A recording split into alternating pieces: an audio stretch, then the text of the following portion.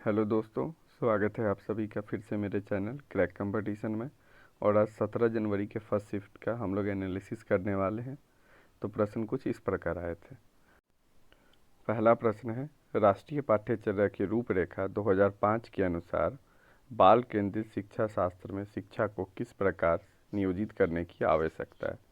उत्तर है इसका अभिरुचि के अनुरूप। अगला प्रश्न, एनसीएफ 2005 के अनुसार गलतियाँ इस कारण महत्वपूर्ण होती हैं। यह बच्चे के विचार को अंतर्दृष्टि उपलब्ध कराती है। ठीक है। अगला प्रश्न, अध्यापक को इस बात की जानकारी होनी चाहिए बच्चे को कैसे पढ़ाना है, बच्चे की किस आयु में सीखते हैं, शिक्षा की कौन सी विधि इस विचारधारा का पोषण करती है। तो इसका सही उत्तर था पेस्टोलॉजी विधि। अगला प्रश्न, शिक्षार्थियों से यह अपेक्षा करना कि ज्ञान को उसी रूप में पुनः प्रस्तुत कर देंगे जिस रूप में उन्होंने ग्रहण किया था, तो ये बहुत समस्यात्मक है, क्योंकि व्यक्ति अनुभवों की व्याख्या करते हैं और ज्ञान को ज्यों का त्यों पूर्ण उत्पादित नहीं करते। अगला प्रश्न, विकृत लिखावट से संबंधित लिखने की योजना में कमी किसका एक लक्षण है। तो ये डिस्ग्राफिया का लक्षण है। अगला प्रश्न, बच्चे तब सर्वाधिक सृजनशील होते हैं जब वे किसी गतिविधि में भाग लेते हैं अपनी रुचि के अनुसार। अगला प्रश्न, विशेष रूप से प्राथमिक स्तर पर विद्यार्थियों की सीखने संबंधी समस्याओं को संबोधित करने का सबसे बेहतर तरीका क्या है। तो इसका सही उत्तर था क्षमता के अनुरूप विभिन्न शिक्षण पद्धतियों का प्रयोग करके। अगला प्रश्न, किसी प्रगतिशील कक्षा की व्यवस्था में शिक्षक एक ऐसे वातावरण को उपलब्ध कराकर अधिगम को सुगम बनाता है जो, इसका सही उत्तर था खोज को प्रोत्साहन देता है। अगला प्रश्न, गणित में अधिगम निर्योग्यता का आकलन निम्न में से किस परीक्षण द्वारा सर्वाधिक उचित तरीके से किया जा सकता है। तो इसका सही उत्तर था निदात्मक परीक्षण। अगला प्रश्न, छात्रों की उपलब्धि के मूल्यांकन के लिए सबसे बेहतर तरीका क्या हो सकता है। तो इसका सही उत्तर है ग्रेडिंग पद्धति का प्रयोग।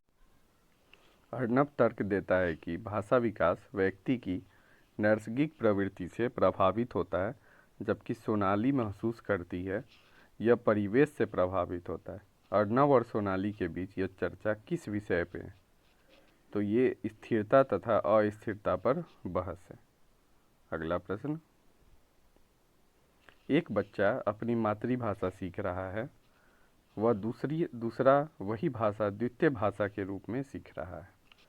दोनों निम्नलिखित में से कौन सी समान प्रकार की त्रुटि कर सकते हैं। तो विकासात्मक त्रुटि हो सकती है। हावर्ड गार्डनर का बहुबुद्धि सिद्धांत क्या बताता है। शिक्षक को चाहिए कि विषय वस्तु को वैकल्पिक विधियों से पढ़ाने के लिए बहुबुद्धियों का एक रूपरेखा की तरह ग्रहण करने। अगला प्रश्न, किसी प्रगतिशील कक्षा की व्यवस्था में शिक्षक एक ऐसे वातावरण को उपलब्ध कराकर अधिगम को सुगम बनाता है जो आवृत्ति को बढ़ावा देता है। अगला प्रश्न, शिक्षण से अधिगम पर बल देने वाला परिवर्तन क्या हो सकता है बाल केंद्रित शिक्षा पद्धति को अपनाकर। अगला प्रश्न, लेव वाइगोस्की के अनुसार संज्ञानात्मक विकास का मूल कारण है क्या। तो सामाजिक अंतक्रिया। अगला प्रश्न, पियाजे के संज्ञानात्मक विकास के सिद्धांत के अनुसार किस अवस्था में बालक परिकल्पनात्मक ढंग से समस्याओं पर विचार कर सकता है। तो उत्तर है इसका अमूर्त संक्रियात्मक अवस्था में। अगला प्रश्न, कोहल वर्ग द्वारा प्रतिपादित नैतिक विकास की अवस्था के सिद्धांत के अनुसार नैतिक या चारित्रिक विकास की चरम अवस्था क्या है। आधार युक्त आत्म चेतना अवस्था। अगला प्रश्न, विशेष रूप से प्राथमिक स्तर पर विद्यार्थियों की सीखने संबंधी समस्याओं को संबोधित करने का सबसे बेहतर तरीका है। क्षमता के अनुरूप विभिन्न शिक्षण पद्धतियों का प्रयोग करना। अगला प्रश्न, वह अवस्था जब बच्चा तार्किक रूप से वस्तुओं और घटनाओं के विषय में चिंतन प्रारंभ करता है तो ये मूर्त संक्रियात्मक अवस्था में ऐसा होता है। ये सारे प्रश्न आज के परीक्षा में आए थे सीडीपी के, और ऐसे और आगे सीटेट एनालिसिस को देखने के लिए इस चैनल को लाइक करें और सब्सक्राइब करें, और कमेंट करके बताएं कि ये वीडियो आप लोग को कैसा लगा। धन्यवाद।